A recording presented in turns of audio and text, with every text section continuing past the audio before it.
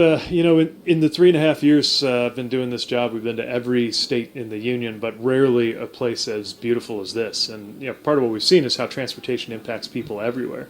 This is a big, big country with a lot of very different kinds of communities and needs, but also certain things that everybody has in common, including the need to affordably get to where you got to be for work, for all the things that people go about their lives seeking to do. And we got to make the investments to make that easier, more affordable, more reliable, and importantly, cleaner and better for the environment.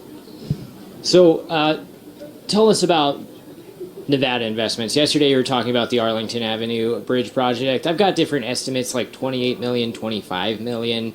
But first of all, just quickly on that project, but also the work that Senators Cortez Masto and Jackie Rosen have been doing to sort of lobby for these projects. Well, you've got two very active senators here in Jackie Rosen and Catherine Cortez Masto who are constantly letting our office know about the needs and opportunities in Nevada. I'm also just thankful for the work they did to help get this bipartisan infrastructure bill done in the first place. Remember, all of these projects that we're doing, including recent funding for the trail here in Tahoe, the Arlington Avenue bridges in Reno, and some major historic projects, some of the biggest bridges in the country, rail lines. None of that would be possible if we didn't have the funding. And the funding all came through this legislation. It was a big priority for President Biden. We spent our whole first year fighting to get that bill through. They were there for us, and we appreciate that. Look, Biden's gotten a lot of heat lately, but not talking about politics, talking about the Bipartisan Infrastructure Act and all of the, Keynesian economic plans here. How unprecedented, or is it unprecedented? Is this a place that our country is going to go moving forward? What would you like to see? Well, we've got the biggest infrastructure investments in about 70 years that are now underway.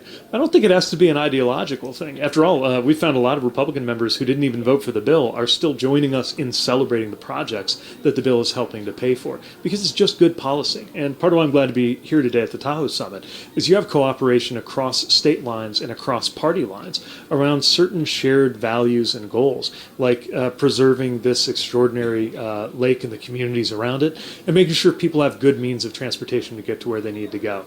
It is my hope that we'll also evolve into a period when climate is not a red versus blue thing, that we are creating jobs, confronting climate change, and the only difference between Republicans and Democrats is a debate over who's doing a better job of tackling the problem, not a debate over whether the problem is real or not.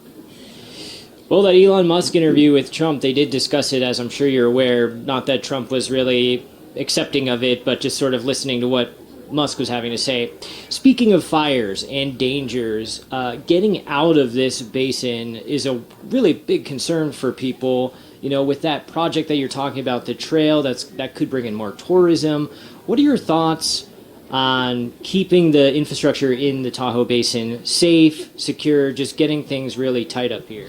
Well, we're bringing funding for planning work to make this community more resilient, given that those impacts are only going to escalate. Everything from wildfires to extreme snowfall to the simple fact that more people come here, which puts some pressure on the infrastructure when it's so hot in Reno or Sacramento. I just had an excellent briefing with the regional planning agency, getting more of a sense of how they're tackling those issues.